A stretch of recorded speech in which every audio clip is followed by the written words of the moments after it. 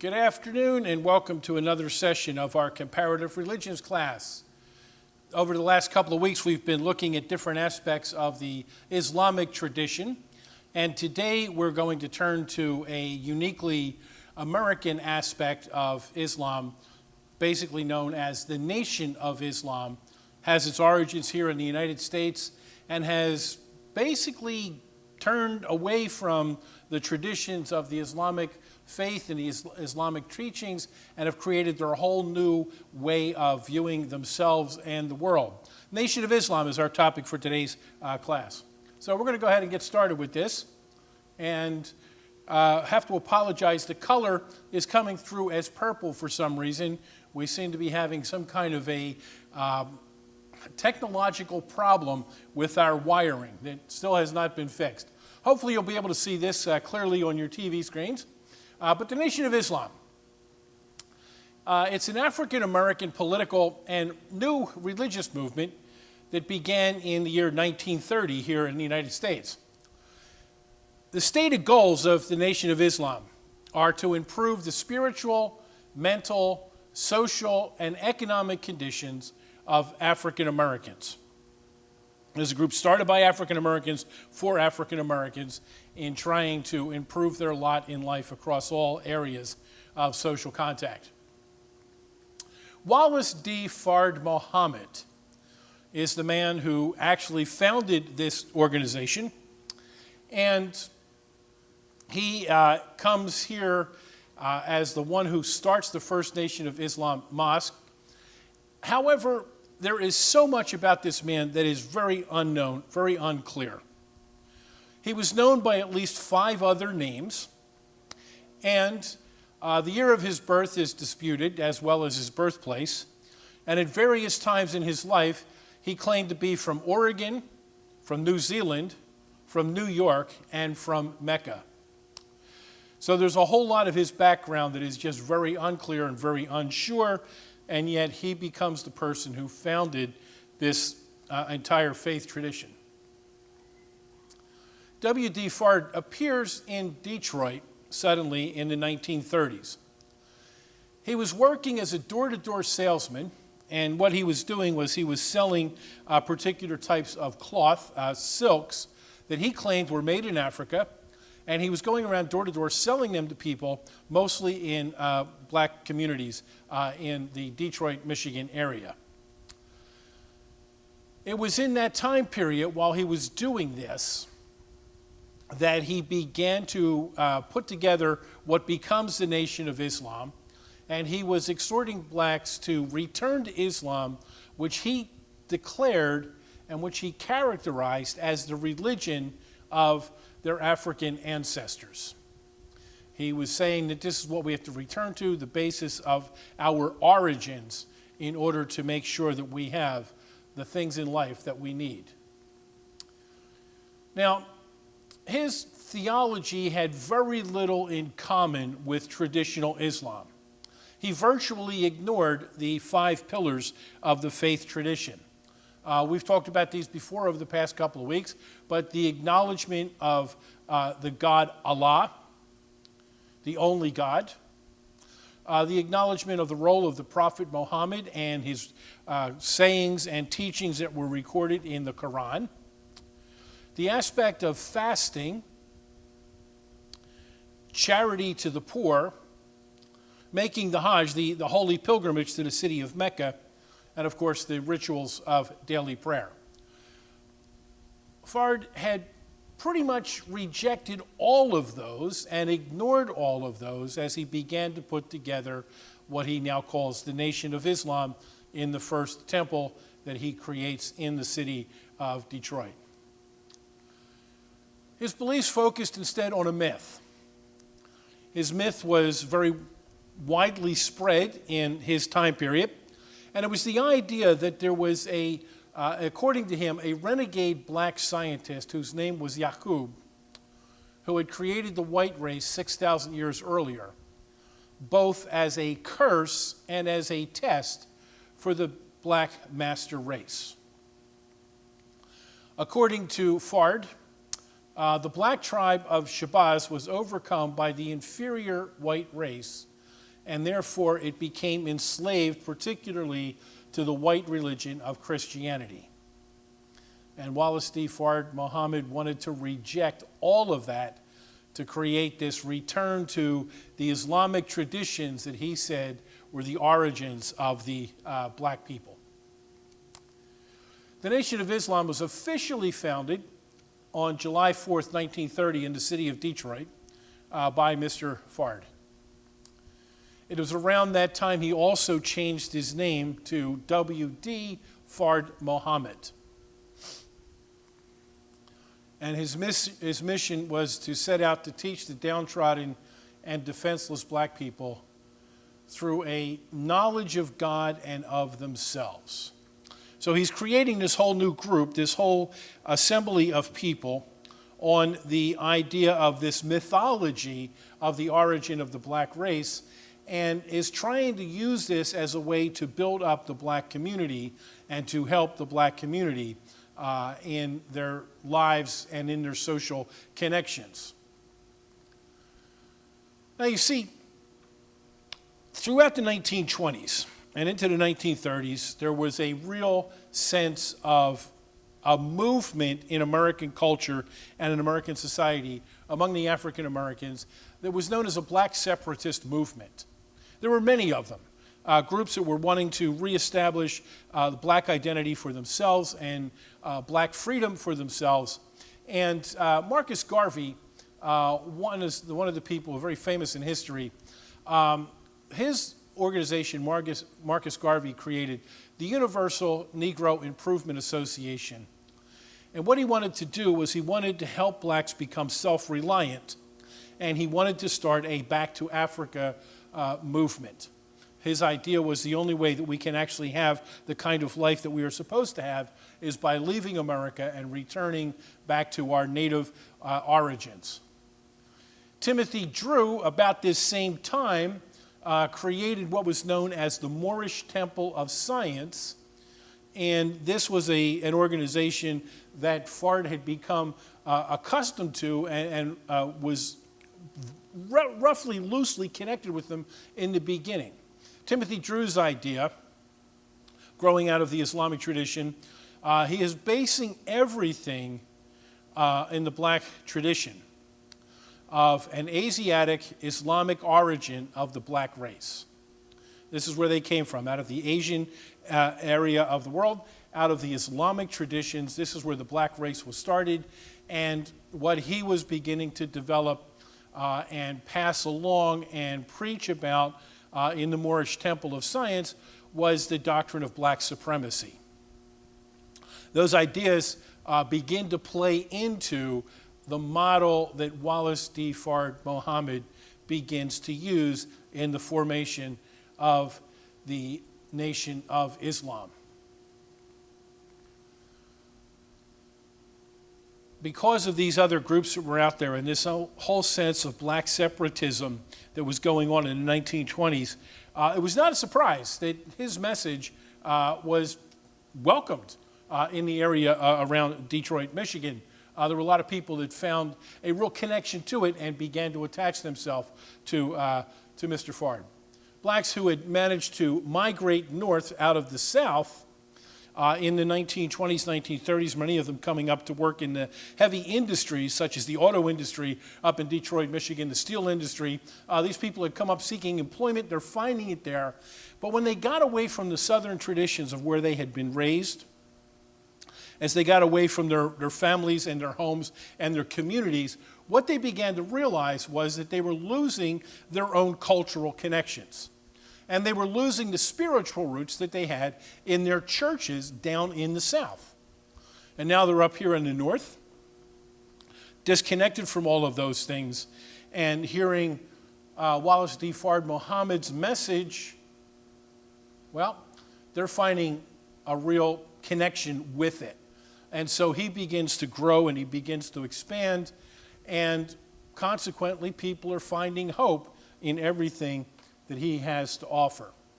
So July 4th, 1930 is when this organization begins, and we very quickly see it growing and attracting new people and expanding and spreading.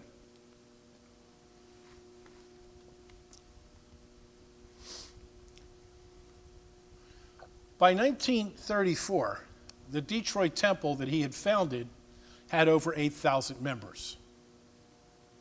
A large and growing group of people, all becoming very closely connected to him.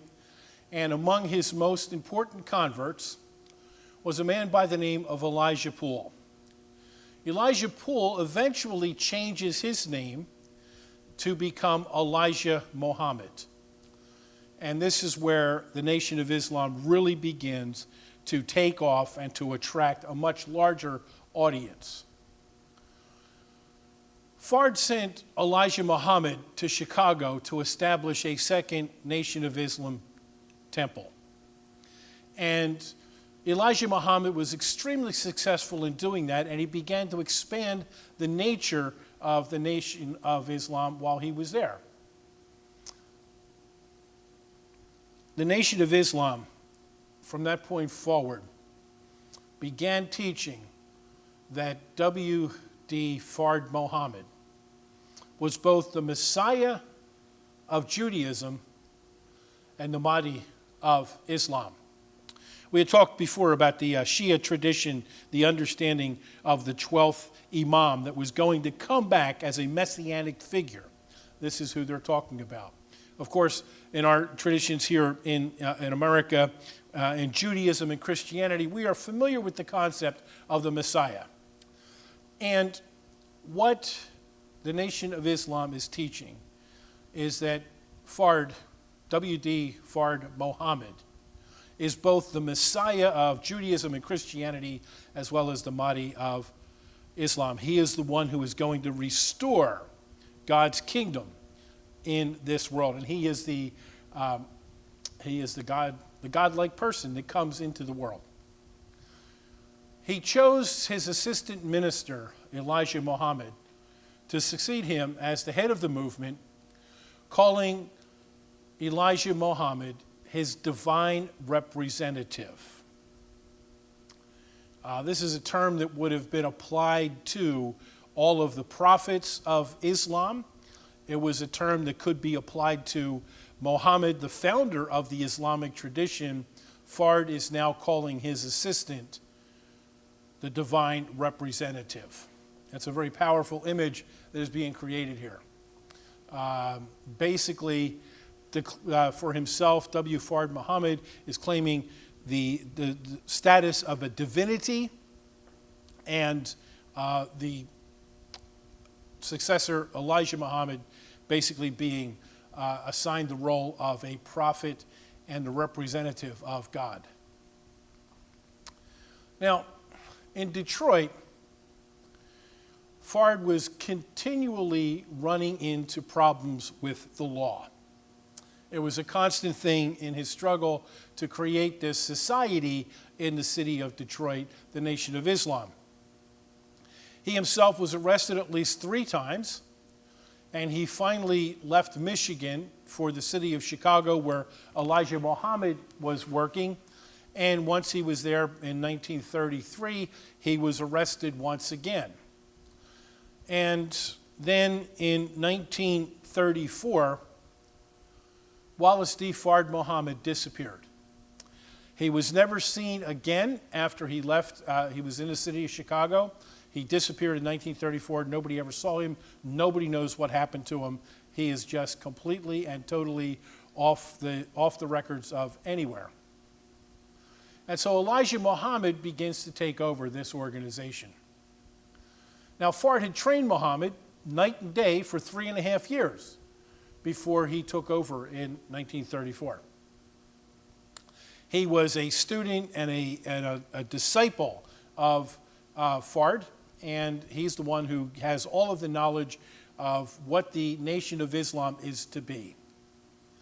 After Fard disappears, he is now the leader of the entire movement. And what he began to do was to establish places of worship all over, wherever he could, in the city of Chicago, back in Detroit, and began to spread out into other urban areas around the country in creating these places of worship.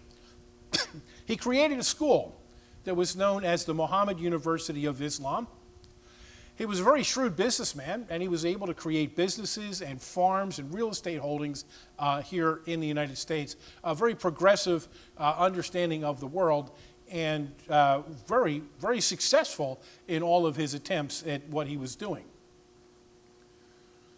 He also established a newspaper which was called The Final Call to Islam. And in this, he was giving the background and the traditions of the Nation of Islam, the understanding of the desire for the African American people to have their own established nation, to be able to have all of their own power and control over their lives. This whole understanding of black supremacy was all tied up in this newspaper titled The Final Call to Islam. And not only did he start the University of Muhammad, but he also wanted to create schools founded upon Muslim teachings. These were schools for children, your elementary, high school age children, to be able to teach them according to the Nation of Islam principles of the proper history of the world. And this is what he was trying to organize. Muslim parents agreed with the formation of these schools. Unfortunately, the Michigan State Board of Education did not. These schools were not considered to be valid, and there was a whole lot of struggle that went on as a result. Muslim teachers who were running these schools and bringing these kids in were charged with creating and contributing to the delinquency of minors. They were taking children out of the public school system into their own Islamic schools as a part of the Nation of Islam, teaching them there, not letting them go to the public schools. And so the government is charging them with contributing to the delinquency of minors, and the teachers were being placed in jail. The charges were later dropped, and the teachers were freed. The argument being made along the line is, of course, Roman Catholicism has its own schools to teach its own children, and in the process of doing that can teach their understanding of the world. Christian schools were doing the same thing. This is all a part of this understanding of American society that they are taking real advantage of. The charges are dropped, the teachers are free, the education continues to go on. Muhammad was given 6 months probation and was ordered to relocate these children to a standard school, but of course Muhammad had refused to do so. The classes, he said, in the public school system were predominantly taught by white Christians, and their needs as African Americans and as Muslims have to be educated in a different way. They have to be taught their own personal values rather than the values that were being presented in the public schools, and his claim was that they were predominantly taught by white Christians. So there was a rejection of this, a lot of tension that was going on during this time period and continued to go on for quite some time. In 1942, during World War II, Elijah Muhammad was charged and convicted of violating the Selective Service Act and was jailed. He was drafted. He was drafted into the army to go fight during World War II, and he refused to do so. Many other Nation of Islam members were charged for the same thing, as the Nation of Islam opposes any of their members in serving in the United States military. It is against their principles and their beliefs, and they basically were claiming to be conscientious objectors, but that was not accepted. And of course, he ends up spending some time in prison as a result. Upon his release from prison, Elijah Muhammad begins to slowly build up the membership of this movement of the Nation of Islam. And he begins to have a lot more success in the process at this point in the post-war years. Now, one of the things that he was looking for was this. He was calling for the establishment of a totally separate nation for black Americans. Complete and total separation from the United States. He wanted the adoption of a religion based solely on the worship of Allah and on the belief that the blacks were Allah's chosen people. It was not Israel that was chosen. It was not white American Christianity that was chosen. It was the black population of Africa who were Islamic that were chosen to be God's people. He wants a separate nation, and he wants this religion based on this worship of Allah. This is the entire purpose that comes into play in the post-war years with the Nation of Islam. And then we get introduced to another figure that I'm sure we've all heard his name, Malcolm X. During this time period, as the post-war period, more and more people are beginning to join in with this movement and buying into this idea of a totally separate nation just for African Americans. During this time period, a man by the name of Malcolm Little is attracted to the Nation of Islam. Little was in prison serving a sentence for robbery when he was exposed to the teachings of the Nation of Islam. And in the course of his time in prison, he grew more and more deeply involved. Following this tradition of the Nation of Islam, it began with Elijah Muhammad dropping the last name, which they called the slave name, and replacing his last name with simply the letter X. So Malcolm Little now becomes Malcolm X. They consider the surnames to have been imposed upon them by the white slaveholders, and they no longer wanted any connection to that whatsoever.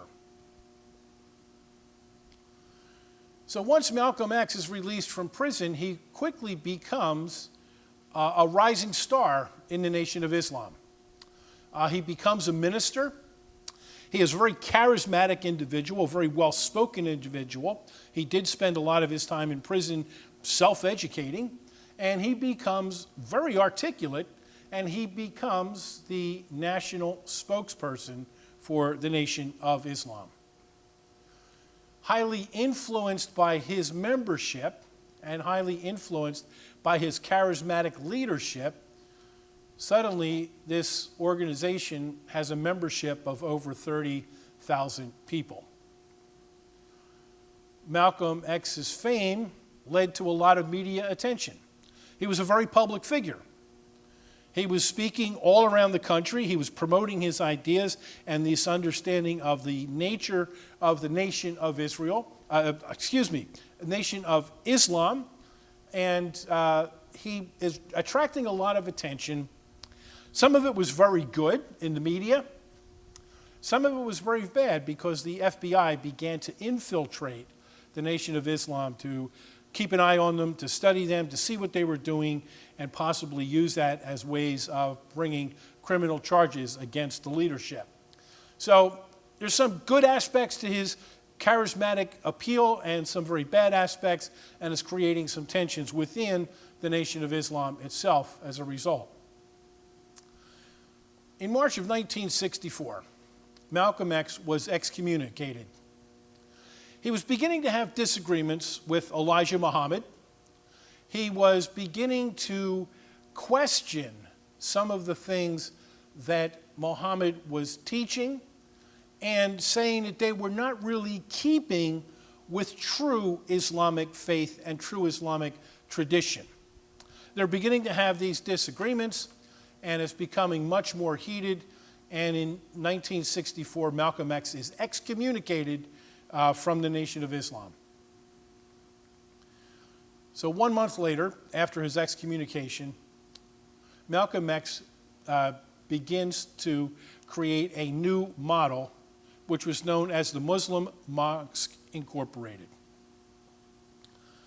His conflict with the Nation of Islam intensified, and as he creates this new organization, Muslim Mosque, all of a sudden the fighting is becoming much more prominent. He is repeatedly threatened with death from members of the Nation of Islam. And on February 21st, 1965, Malcolm X was assassinated. There's still a question over who did it. There's a lot of finger pointing, but nobody really specific has been blamed.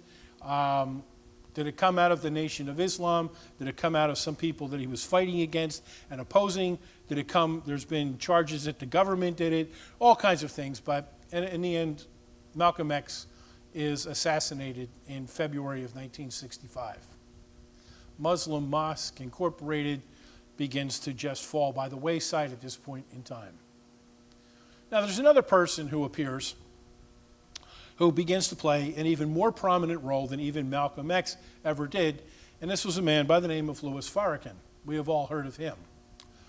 In 1955, Louis Walcott was his name, had joined the Nation of Islam.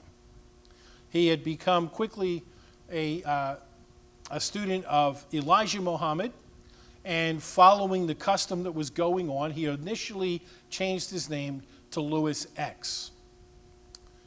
He was given his new name, Farrakhan, by Elijah Muhammad.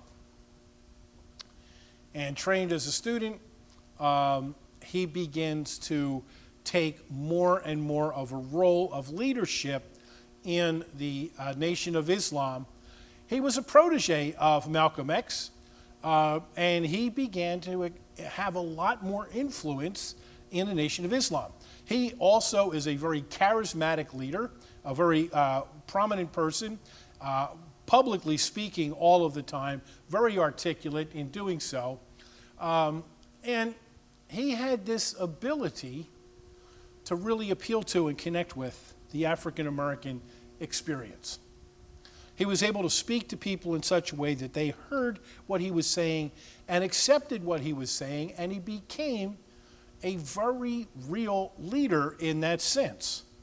It was a good testimony to his ability to influence. When Elijah Muhammad died in 1975, one of his sons, Warith Din Muhammad, was chosen as the new supreme minister of the Nation of Islam. However, Warith did not last very long. In 1977, Farrakhan broke away from Warith and worked to rebuild the Nation of Islam upon the original foundation that was established by Wallace Fard Muhammad and by Elijah Muhammad. Farrakhan basically becomes the de facto leader of this organization, and he is traveling all across America, speaking in major urban areas everywhere around the country, trying to gain more adherents, and he is beginning to do so. He is such a charismatic leader of the time that people are attracted to him, and more people are joining the organization as time goes on. There are now mosques and study groups for the Nation of Islam in over 120 American cities. Most of that work is directly the result of what Farrakhan was doing in his ministry as the leader of the Nation of Islam. A large improvement in numbers and influence in the African American community. In 1995, you may remember this, the Nation of Islam, led by Louis Farrakhan, sponsored the Million Man March in Washington, D.C. And the purpose of that was to really promote African American unity and family values. And it was, from the perspective of the Nation of Islam, highly successful. It was one of the fastest growing political movements in the country. It was attracting a lot of attention and a lot of good publicity, although not always widely accepted. During the same time period as the Nation of Islam is expanding greatly in the United States, Farrakhan is attracting more and more people into the organization. Branches of the Nation of Islam are formed in Ghana, in London, in Paris, and in the Caribbean islands. So the influence is beginning to spread out in a much broader way than had ever been seen before. In 2010, a big change took place. Farrakhan publicly announced his embrace of Dianetics, and he has actively encouraged the Nation of Islam members to undergo auditing from the Church of Scientology. The Church of Scientology is a new religious tradition in America, is where it began, and it has spread around the world. We have heard of all kinds of people that belong to it, a lot of very famous people, movie stars, things like that. In the future, we will be taking a look at the Church of Scientology and the concept of Dianetics that forms the basis of this, they call it the Church of Scientology. Farrakhan connects in with them in a very strong way, encouraging members of the Nation of Islam to be a part of this. And since 2010, the Nation of Islam has been hosting its own Dianetics courses and its own graduation ceremony. So there's really a connection between these two groups. We'll learn more about them in the future. But here we go. These are the beliefs of the Nation of Islam. This is how they have been formulated, starting with Fard and then going on through Elijah Muhammad and Malcolm X and now Louis Farrakhan. We believe in one God whose proper name is Allah. As I mentioned before, the name Allah comes from two Arabic words meaning the God. There is only one God. And that is what their basic principle is. We believe in the Holy Quran and the scriptures of all of the prophets of God. In the Nation of Islam, they claim that they will accept all of the sacred writings that form the basis of Quran, and that would include the Hebrew scriptures and the Christian scriptures in that process. And they would recognize, as all of Islam does, the people that are known as the prophets of God. Of course, they would add to that list by adding people like Fard and Elijah Muhammad in that listing of prophets. We believe in the truth of the Holy Quran. The Quran is the truth of God as it is revealed to us through the original Muhammad, his teachings and his sayings that were written down and recorded in his book. This is the truth. We believe that Allah, God, appeared in the person of Master W. Fard Muhammad, July 1930, the long-awaited Messiah of the Christians and the Mahdi of the Muslims. In other words, Fard Muhammad is a deity. He is the position of God on earth. He is the long-awaited Messiah, the long-awaited Mahdi of the Christian, Jewish, and Islamic traditions. He is afforded a divine status. This is one of their central beliefs. We believe in Allah's prophets and the scriptures they brought to the people, and so following in the teachings of these people is very, very important. Now, there's a belief in resurrection, and they state very clearly that they believe in the resurrection of the dead, but it is not a physical resurrection.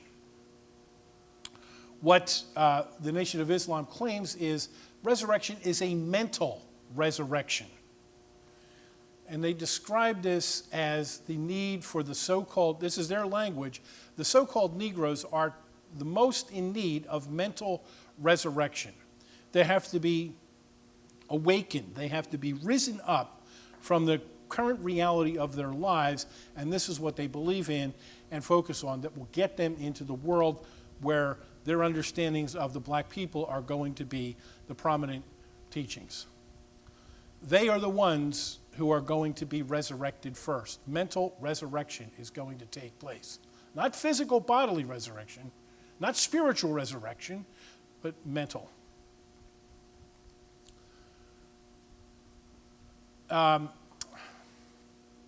Furthermore, their beliefs are that the African Americans are the people of God's choice.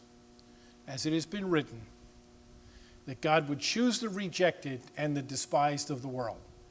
The ones who are rejected and tossed aside are the very ones that God cares for, and they are the ones that God has chosen to be his people. And the tradition here in the Nation of Islam, it is the black race that is the chosen race. They say that they can find no other person fitting this description as the rejected and the despised more than the so-called Negroes in America. And so they are the ones who are going to be resurrected, and it will be a resurrection of the righteous.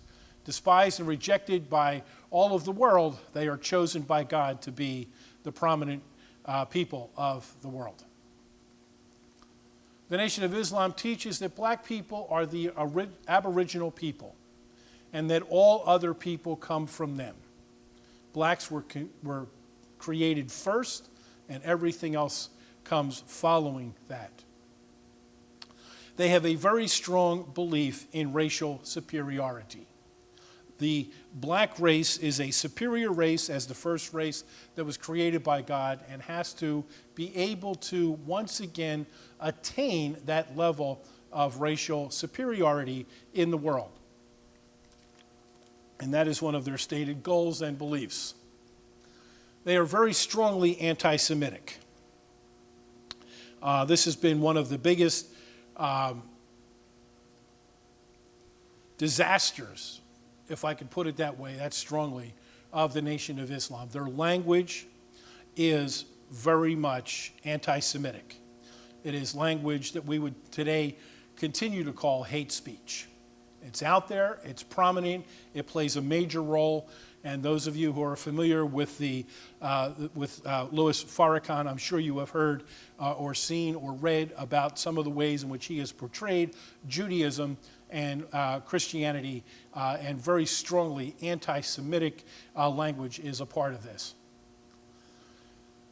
One of their beliefs is the Nation of Islam is there to work for the establishment of a separate nation for black Americans and separation from all others.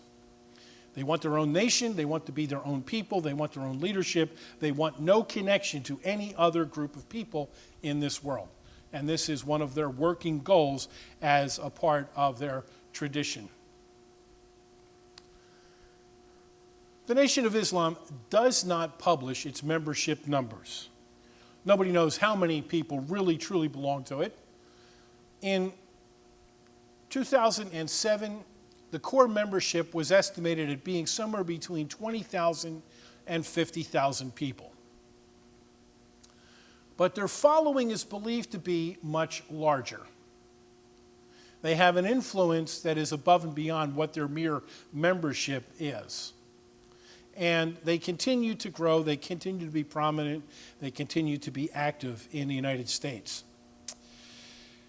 Nation of Islam claims to be a part of the tradition of Islam that goes back to the time of Muhammad. However, they have departed away from most of the standard teachings and the traditions of the Islamic faith. They have created their own understandings and their own ideology and their own worldview, and they have continued to educate and promote that understanding. But they really are truly a departure from the Islamic tradition. Although here in America, we tend to look at them as all a part of a whole. But they're really not. This is where we've gone down a road and we have taken a turn off and gone into an entirely new direction.